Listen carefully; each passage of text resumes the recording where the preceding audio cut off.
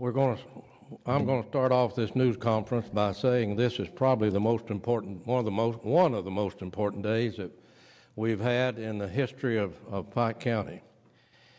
And let me say this to you, that this announcement comes because of the Beshear administration in Frankfort, which what I'm going to announce today will mean in the last month they have sent into this county $10.5 million.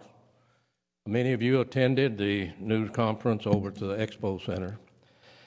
Today, yesterday afternoon, about closing time, we got a call from the governor's office stating that an application that we had filed last year for Malta County coal severance tax. It was filed by the Pike County Physical Court and the Letcher County Physical Court for Malta County severance tax for the purpose of doing an economic development study on the new corridor 460.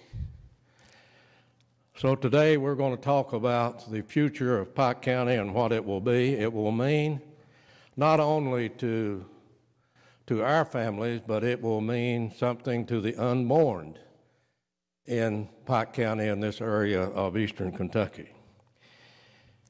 This will mean that approximately 1,700 acres will be available on what development we'll call we're doing with the Area Development District, which is called Coal Mountain Development.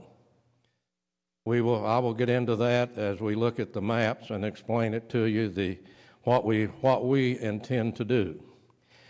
We intend to do something that hasn't been done in this United States.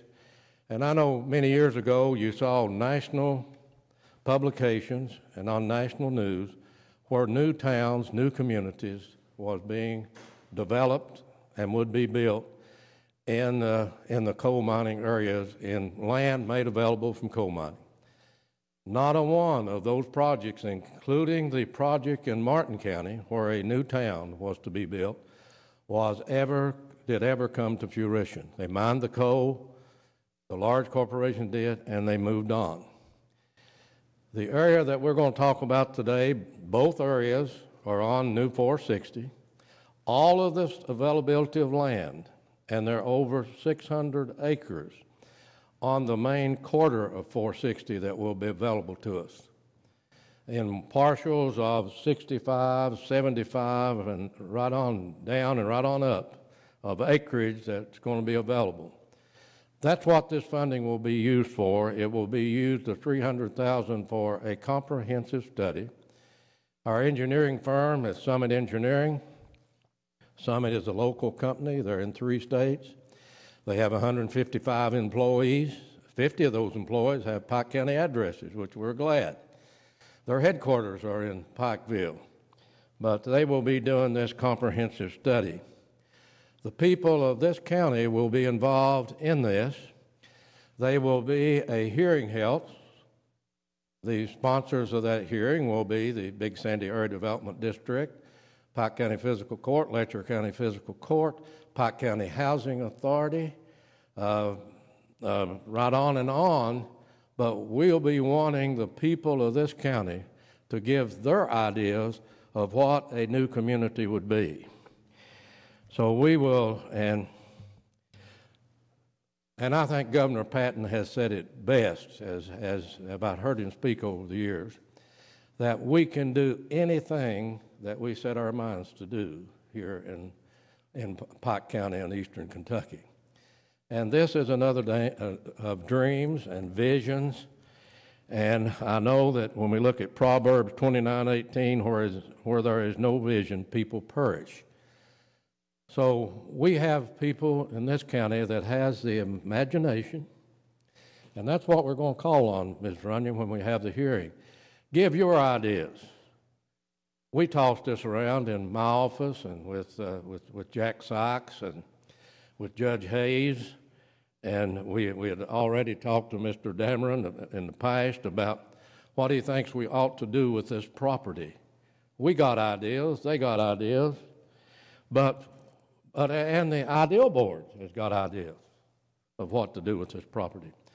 So we've all got to come together, and we've got to, the company that's hired to do this study can only do the study. They can take the will of the people and mold it into a plan that secures the future of this county right on as years go by.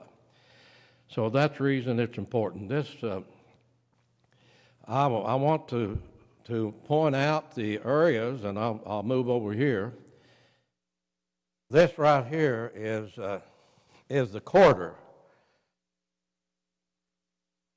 and I'll do it so I can stand on this end of it. But as you go up from US 23 to 460, we will get this Wolf Pit site, Mr. Dameron, I think in about 2 years, a year and a half. The Wolf Pit site should be able to get that. State will be releasing that for us to development. I don't know what acreage they're up to. They was up to 62 acres and still filling. So I don't know exactly what we'll have. But as you go on up, you've got Jesse's Branch. They redesigned Jesse's Branch. They redesigned it to put a road back top of the hill. Property that would be available, private owned property for development in the future, about approximately 400 level acres, from mining from Hawkins Brothers back in the 70s and 80s. Then you go on up to, and this section of Jesse's Branch has not been let yet. That's one section. Has it been let? It's not been let yet, this section right here. Now the next section I talk about, they're a contract out on there. They're hauling today to John Moore's Branch. And the state of Kentucky, back before I came back in office on this term, designate this site to be developed by Pike County. And then Elkhorn City has taken it into their city limits. So that will be our responsibility to put in this plan for development. Now we have the Stone Coal site, and this is the Stone Coal at Beaver Creek. This site right here is already existing. They have a letter, the state does, and we have asked for this property to be turned over to us. Charles Carlton, your community development director, has already had a prospect on this site to move in regard to energy, to move a corporation on this property and provide jobs. Then you've got another site up here. That is near the Virginia border, here. That study will tell us what to do with this. We think that it's going to end up something to do with tourism because it's close to where the contract out $113 million and $99 million for the bridge going to the break. It'll come across pretty close to that. So that, now we also, when I say we, it's Pike County, the Commonwealth of Kentucky will turn over to us also the sites in blue here.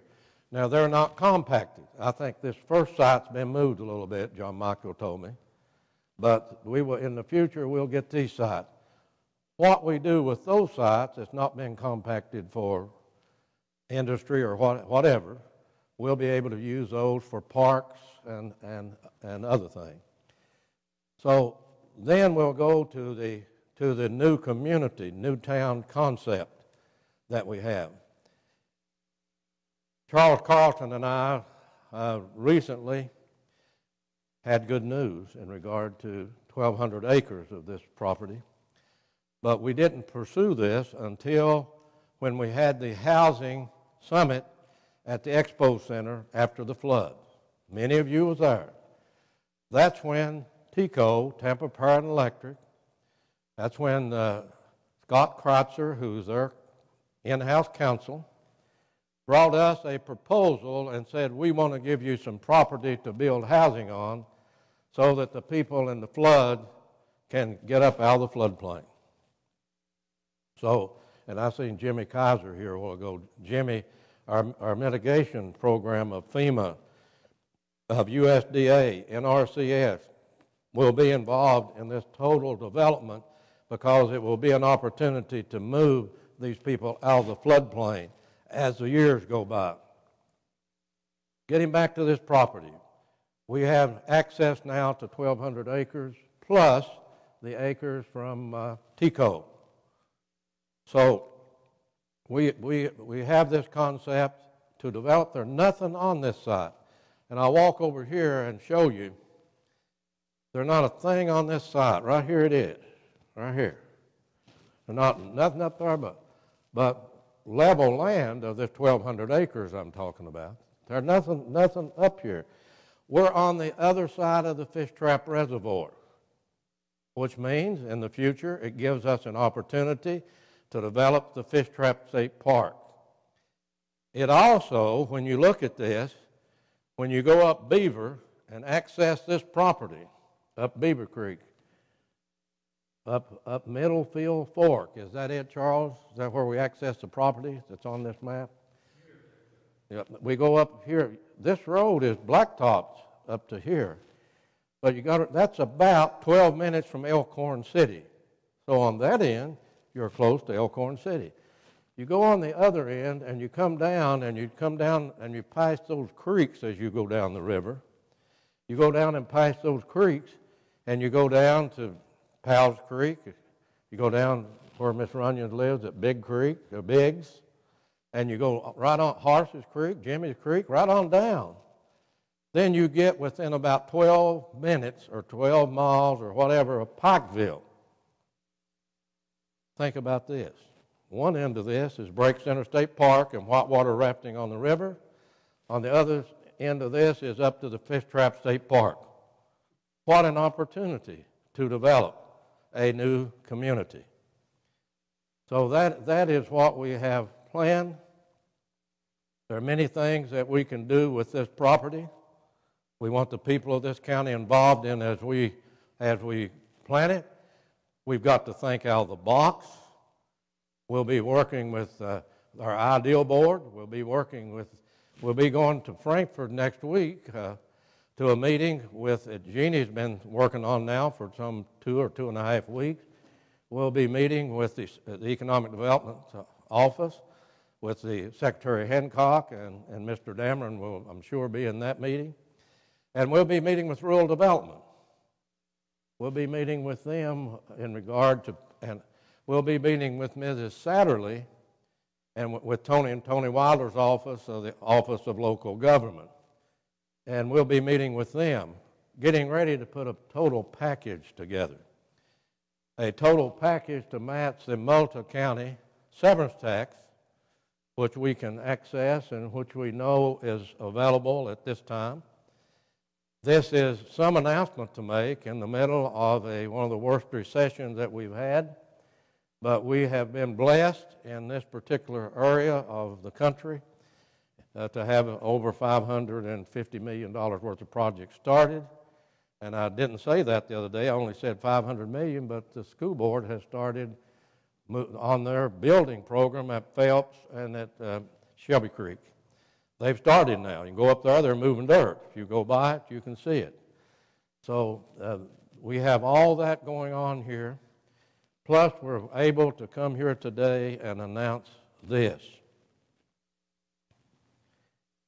Some of the ideas that some of us have had and let me add this, our magistrates have been updated on this project continuously. And this is in Leo Murphy's district, and he is out of town today. Kenneth Robinson had to take his wife, and they're the two districts it was in. They in particular wanted to be here.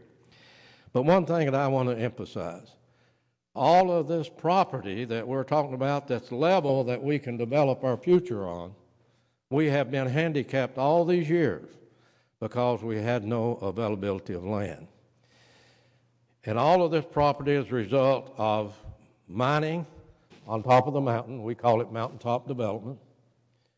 And getting, most of the time, seams of coal that would never be mined. That would never be mined. And yet, this is our future that we'll be working toward.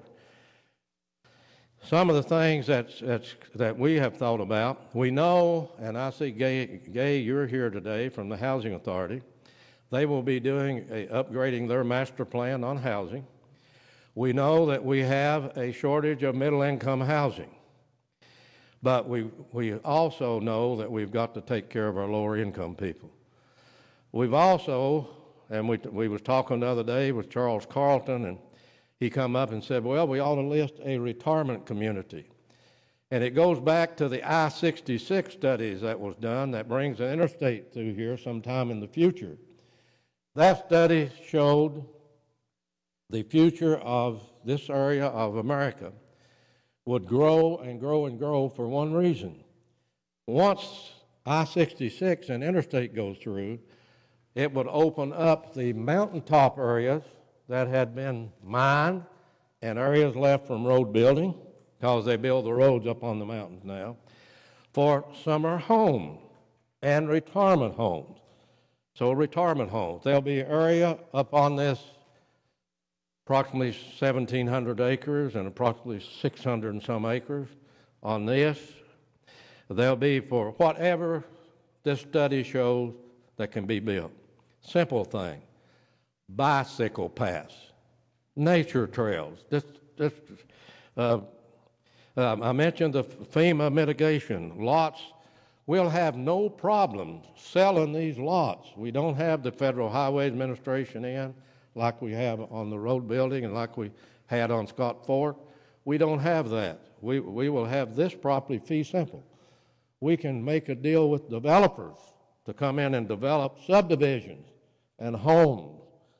We listed a new school, daycare. You'll see a bank up there someday. You'll see a major chain grocery. Someday you'll see a post office. They're doing away with 2,000 or 3,000 post offices in the United States. But once you get a new community, you can justify a new post office. And I see one in the future is Coal Mountain. Coal Mountain in Pike County, Kentucky. You will have motels, libraries, theaters, churches, medical facilities.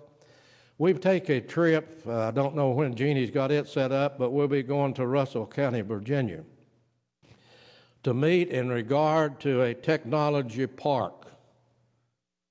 A technology, and we want this hot wired up there, fiber optics. We want to try to bring technology in a big way to this county. We talked about indoor mountain climbing facility, indoor horse arena. You know, you go down to Lexington and you see the horse capital of America on signs beside the road, and that's fine. But when you study the population of where the horses are in Kentucky, there are more horses, not race horses in eastern Kentucky than anywhere in this Commonwealth. So we need, and Pat and I made a trip last year and went down to Morristown, Tennessee, and looked at an indoor facility. I have a letter in my file from a National Horse Association that has said if we can get an indoor facility in Pike County, Kentucky in the future, we will move the national horse.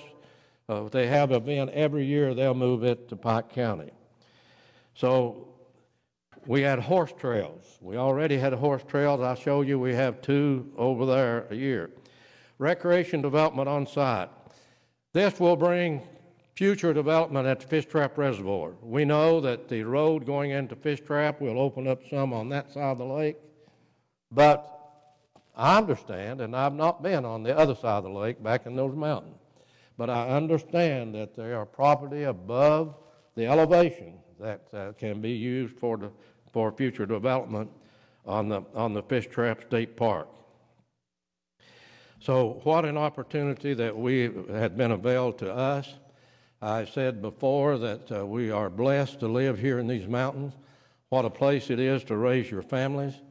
But we have an obligation to do what we can do for our tomorrows and to make them secure and to make sure that we have jobs in the future for our people so that the University of Pikeville, so that all the other colleges and universities can educate our people, and then they can have a job, a good-paying job right here at home, raise their family in the best place on earth, Pike County, Kentucky.